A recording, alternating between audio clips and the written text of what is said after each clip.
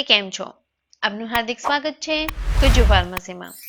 પાંચમા વિડીયોમાં આપણે જોયું સબ્જેક્ટનું ઇન્ટ્રોડક્શન અને એકોર્ડિંગ ટુ GTU સિલેબસ આ સબ્જેક્ટમાં તમારે શેની સ્ટડી કરવાની છે.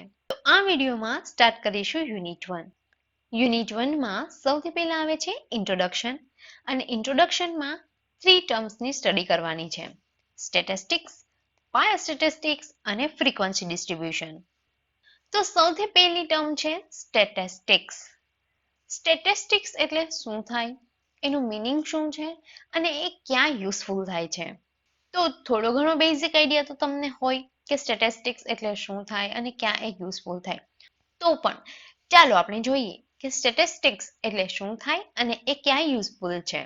સૌથી પહેલા કે સ્ટેટિસ્ટિક્સ છે શું? તો સ્ટેટિસ્ટિક્સ છે એ ઘણું જૂનું સાયન્સ છે. એ ક્યારનો યુઝ થાય છે? જ્યારે મોડર્ન સાયન્સ કે ટેકનોલોજી પણ એક્ઝિસ્ટ નહોતી કરતી ત્યારનો સ્ટેટિસ્ટિક્સ યુઝ થાય છે. ફોર એક્ઝામ્પલ, કોઈ વર્કર છે એ થોડા ઘણા ગ્રેન્સને હાથમાં લઈને ચેક કરે છે, રાઈટ? એ ચેક શું કામ કરે છે? શું એનું રીઝન છે? એ પ્રોડક્ટની ક્વોલિટી ચેક કરવા માટે એવું કરે છે, રાઈટ? તો એ કોઈ સ્ટેટિસ્ટિક મેથડ લગાવે છે અને એના પરથી એ કન્ક્લુઝન પર પહોંચે છે. ઇવન આપણે કિચનમાં રસોઈ કરતા હોઈએ ત્યારે થોડુંક સ્પૂનમાં લઈને આપણે ટેસ્ટ કરીએ છીએ. શું કામ? પ્રોડક્ટની ક્વોલિટી ચેક કરવા માટે. તો બેઝિકલી આપણે જોઈએ કે સ્ટેટિસ્ટિક એ એક એપ્લાઇડ મેથેમેટિક્સની જ બ્રાન્ચ છે. Statistics is a branch of applied mathematics. આપણે ડેફિનેશન આપવી હોય તો કેમ આપીશું? Statistics may be defined as collection, presentation, analysis and interpretation of numerical data. એ એપ્લાઇડ મેથેમેટિક્સની જ એક બ્રાન્ચ છે અને ડેફિનેશન આપી હોય તો તમે આપી શકો છો collection, presentation, analysis and interpretation of numerical data. Okay, સમજાણું? ના સમજાણું હોય તો આપણે એક એક્ઝામ્પલ જોઈએ. ફોર એક્ઝામ્પલ, તમારો જ ક્લાસ છે તો તમારા ક્લાસમાં રિઝલ્ટ આવે છે તો બધાનો ડેટા, માનો કે એક સ્ટુડન્ટને આપણે પૂછીને લખીએ તો બધાનો ડેટા કેવો હશે? અલગ અલગ હશે, રાઈટ? હવે એમાંથી મારે એમને એમ જાણવું હોય કે કોણ આમાંથી ફર્સ્ટ આવે છે, કોણ સેકન્ડ આવે છે, કોને કયા સબ્જેક્ટમાં વધુ માર્ક્સ આવેલા છે, કોને કયા સબ્જેક્ટમાં ઓછા માર્ક્સ આવેલા છે, તો એમને હું નહીં જાણી શકું. પણ હું બધાનો ડેટા બધા પાસેથી લઈને બધાને એક એક સ્ટુડન્ટને પૂછીને બધાનો ડેટા કલેક્ટ કરી લઉં, right? That is collection of data. તો બધાનો ડેટા કલેક્ટ કરીને પછી હું એને એક ટેબ્યુલર ફોર્મમાં લખી નાખું છું, right? That is presentation of data. Okay, then analysis હું કરીશ કે કોને કયા સબ્જેક્ટમાં વધુ માર્ક્સ આવેલા છે, કોને કયા સબ્જેક્ટમાં ઓછા માર્ક્સ આવેલા છે. ધેન એના પરથી આપણે શું કરશું? ટોટલ પરથી ફર્સ્ટ, સેકન્ડ ને થર્ડ રેન્ક આપી શકીએ છીએ, right? That is analysis of data. અને એના પરથી હું ઇન્ટરપ્રિટ કરીશ, right? That is interpretation of data. Okay, આ એક્ઝામ્પલથી તમને ઇઝીલી સમજાઈ જશે કે સ્ટેટિસ્ટિક એટલે શું થાય. જે ડેટા હોય એને કલેક્ટ કરીને પ્રેઝન્ટ કરો અને એ ડેટાનું તમે એનાલિસિસ કરો અને એના પરથી કોઈ કન્ક્લુઝન મેળવો, ઇન્ટરપ્રિટ કરો. That is statistics. Okay? Statistics is the science concerned with developing and studying methods for collecting, analyzing, interpreting and presenting the empirical data. જે empirical data છે એનું શું કરીશું? કલેક્શન, એનાલિસિસ, ઇન્ટરપ્રિટેશન, પ્રેઝન્ટેશન કરીશું, right? તો એના માટેની જે મેથડ છે એને ડેવલપ કરવાની અને એને સ્ટડી કરવાની એ સાયન્સને રિલેટેડ છે statistics. Mathematically, statistics is defined as the set of equation. મેથેમેટિક્સના ટર્મમાં આપણે કેવું હોય કે સ્ટેટિસ્ટિક્સ એટલે શું? તો એ થશે set of equation which are used to analyze the data, કે જે ડેટાને એનાલાઇઝ કરશે. Statistics is a highly interdisciplinary field. Now, components of statistics. So there are mainly 4 components of statistics. According to Croxton and Cowden, there are mainly 4 types of components of statistics. First is collection of data, then presentation of data, then analysis of data, and then interpretation of data. Okay? આ sequence છે કે જે maintain રહેવી જોઈએ. તમે સૌથી પહેલા ડેટાને કલેક્ટ કરશો, રાઈટ? આપણે એક્ઝામ્પલ જોયું ક્લાસરૂમનું, તો એના પરથી શું થાય કે ડેટાનું સૌથી પહેલા કલેક્શન આવશે. ધેન આફ્ટર એનું પ્રેઝન્ટેશન કરશો, રાઈટ. ધેન તમે એ ડેટાને એનાલાઇઝ કરશો, that is analysis, and then એના પરથી તમે કન્ક્લુઝન આપો છો, એના પરથી તમે ઇન્ટરપ્રિટેશન આપો છો, તો then interpretation of data.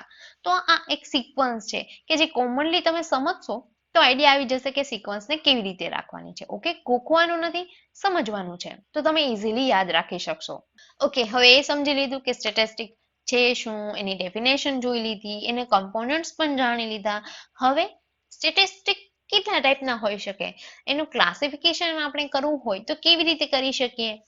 According to application in different field, અલગ અલગ ફિલ્ડમાં એની એપ્લિકેશન થઈ શકે છે, રાઈટ. તો it can be classified as health statistics, હેલ્થની ફિલ્ડમાં યુઝ થશે તો એ હેલ્થ સ્ટેટિસ્ટિક થઈ જશે. મેડિકલની ફિલ્ડમાં યુઝ થશે તો medical statistics, vital statistics and mathematical statistics. તો આપણે જે ક્લાસિફિકેશન જોયું એ એના એપ્લિકેશનના બેઝિસ પર જોયું કે જે ફિલ્ડમાં એપ્લાય થાય છે એને એકોર્ડિંગ એનું ક્લાસિફિકેશન થઈ શકે છે, right. Types of statistic, basically સ્ટેટિસ્ટિક્સના કેટલા ટાઈપ હોય છે? તો basically 2 type of statistics are there. One is descriptive statistics and second one is inductive or you can say inferential statistics. Okay, બે ટાઈપના છે. એક છે ડિસ્ક્રિપ્ટિવ, એના નામ પરથી જ એનો મીનિંગ થાય છે ડિસ્ક્રિપ્ટિવ, કે જેમાં ડિસ્ક્રિપ્શન આવે છે, અને સેકન્ડ વન છે ઇન્ડક્ટિવ અથવા તો ઇન્ફરન્શિયલ. સ્ટેટિસ્ટિક્સના બે ટાઈપ આપણે જોયા કે ડિસ્ક્રિપ્ટિવ અને ઇન્ડક્ટિવ અથવા તો ઇન્ફરન્શિયલ. તો ડિસ્ક્રિપ્ટિવમાં શું હશે?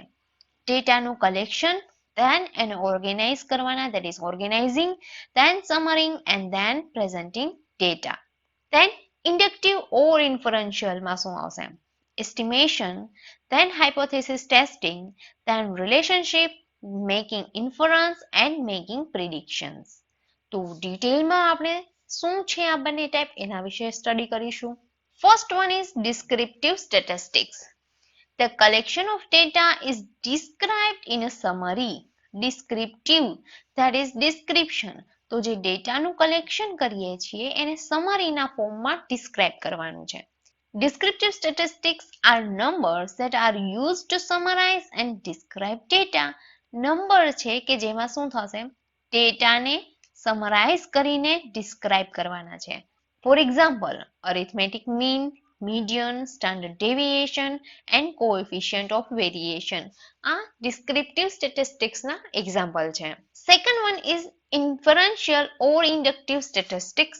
In inferential statistics, it is used to explain the descriptive one. જે descriptive statistics છે, descriptive છે, એને explain કરવા માટે use થાય, that statistic is inferential or inductive statistics. Inductive statistics produce statistical inferences about a population based on information from a sample derived from the population. ઓહો, શું થઈ ગયું આ બધું? બહુ ઈઝી છે. શું કહેવા માંગે છે? હું તમને પહેલેથી કહેતી આવું છું કે શું કરવાનું, જ્યારે તમને આખો પેરેગ્રાફ કે આખું સેન્ટેન્સ ન સમજાય ને તો શું કરવાનું, એને તોડી નાખવાનું. મીન્સ કે બ્રેક કરશો એટલે તમને નાના નાના પીસીસમાં જે મળશે એને એક એકને સમજવાની ટ્રાય કરશો ને તો આખો સેન્ટેન્સ, આખો પેરેગ્રાફ ઇઝીલી સમજાઈ જશે. ઓકે, તો ચલો આપણે જોઈએ કે આમાં શું કહેવા માંગે છે. એવું કહે છે કે inductive statistics produce statistical inferences about a population based on information from a sample derived from the population. Population માંથી તમે શું કરેલું હશે? સેમ્પલ લીધેલા હશે, રાઈટ. પોપ્યુલેશન માંથી આપણે સેમ્પલ લીધેલા હોય તો એ સેમ્પલની જે કાંઈ પણ ઇન્ફોર્મેશન છે એના બેઝિસ પરથી પોપ્યુલેશનનો જે સ્ટેટિસ્ટિકલ ઇન્ફરન્સ લગાડીએ છીએ, જે સ્ટેટિસ્ટિકલ કન્ક્લુઝન લગાડીએ છીએ એ છે ઇન્ડક્ટિવ સ્ટેટિસ્ટિક્સ. એટલે કે જે પોપ્યુલેશન છે એ પોપ્યુલેશનમાંથી શું લીધેલું હશે? સેમ્પલ લીધેલા હશે. હવે આ જે સેમ્પલની ઇન્ફોર્મેશન છે એના ઇન્ફોર્મેશનના બેઝ પરથી પોપ્યુલેશનનું ઇન્ફરન્સ લગાડીએ, પોપ્યુલેશનનું ઇન્ફરન્સ છે એ પ્રોડ્યુસ કરીએ, that is inductive statistics.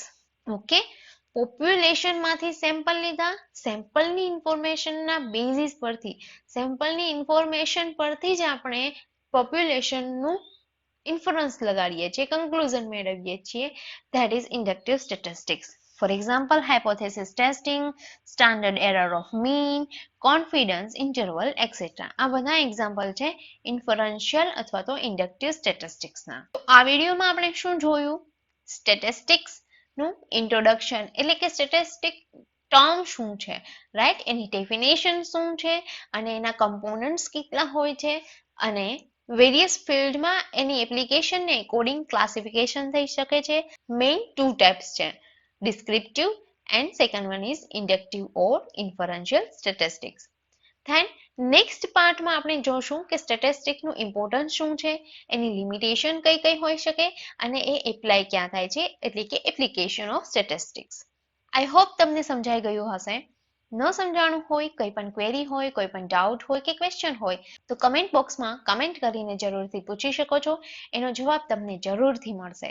I hope તમને આ વિડીયો ગમ્યો હશે તો વિડીયોને લાઇક કરો, તમારા ફ્રેન્ડ્સની સાથે કે તમારા ક્લાસમેટની સાથે શેર કરો અને હજુ સુધી અમારી યુટ્યુબ ચેનલને સબસ્ક્રાઇબ ના કરી હોય તો તમારી સ્ટડી રિલેટેડ વિડીયો જોવા માટે અમારી યુટ્યુબ ચેનલને સબસ્ક્રાઇબ કરો. Thank you very much.